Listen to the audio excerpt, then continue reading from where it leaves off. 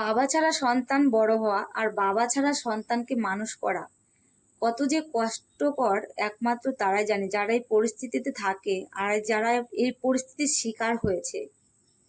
মানে তারা ছাড়া কিন্তু আদার্স আর কেউ জানে না যে সন্তানদের মানুষ করা বাবা ছাড়া কতটা কষ্ট আর কতটা মাথার ঘাম পায়ে ফেলতে হয়।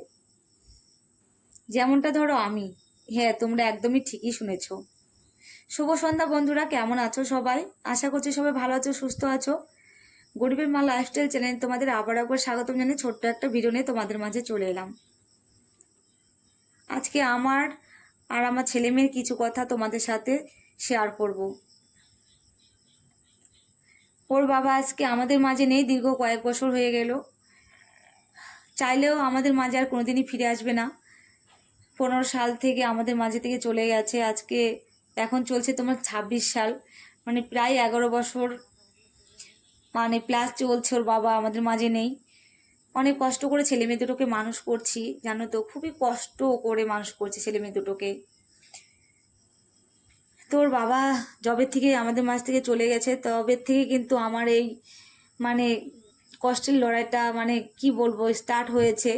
ছেলে মেয়েকে মানুষ করার জন্য আমাকে এই পথটা বেছে নিতে হয়েছে। কারণ আমি মা, ওর বাবা তো নেই। ওর বাবা থাকলে ওদেরকে ওর বাবা মানুষ করতো, বড় করতো, কারণ আমাকে আর এই পথটা বেছে নিতে হতো না। যেহেতু ওর বাবা নেই সেই জন্য কিন্তু আমাকে এই পথটা বেছে নিতে হয়েছে, ওদেরকে মানুষ করার জন্য, বড় করার জন্য। ওদেরকে কি করে দুমুঠো আমি মানে মুখে অন্ন তুলে দিব সেই চেষ্টা করার জন্য। তো আমার হাজবেন্ড চলে যাওয়ার পর থেকে আমার শ্বশুরবাড়িতে আমি 2 বছরের মতো ছিলাম। অনেক কষ্ট সহ্য করেছিলাম আমি ওখানে।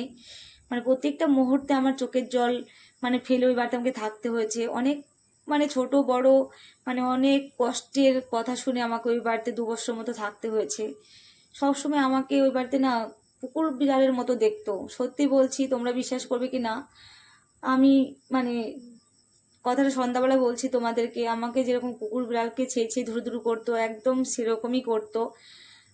বিশেষ করে যাদের মানে স্বামী চলে যায় কোনো অ্যাক্সিডেন্ট হয়ে, তাদেরকে যে কতটা কষ্ট করতে হয় একমাত্র হয়তো তারাই বুঝবে, যেমনটা আমি মানে বুঝতে পারছি। তো 2 বছর মতো ছিলাম অনেক কষ্ট সহ্য করে। তারপরে কিন্তু আমার শাশুড়ি আমাকে ওই বাড়ি থেকে বের করে দেয়। তো তখন থেকে আমার ছেলে মেয়েকে নিয়ে আমি এখানে এসেছি, এখানে এসে থাকি মানে কর্মের সূত্রে, কর্ম করার জন্য।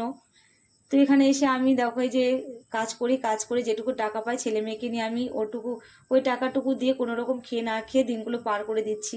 আর আমি মানে কি বলবো তোমাদের, সকালে যাই আর এই যে সন্ধ্যার আগ দিয়ে বাড়িতে ফিরি। সারাটা দিন আমি পরিশ্রম করি ছেলে মেয়ের জন্য। তোমরা তো দেখতেই পাও যে কতটা কষ্ট করি আমি, নিজে খাওয়ার টাইমটুকু পাই না। এত কষ্ট করে আমি মানে দিনগুলো পার করছি, কি বলবো, মানে খুবই কষ্ট হয়। থেকে থেকে মনে হয় যে কেন বেঁচে আছি, মানে ভগবান কেন আমাকে নিচ্ছে না।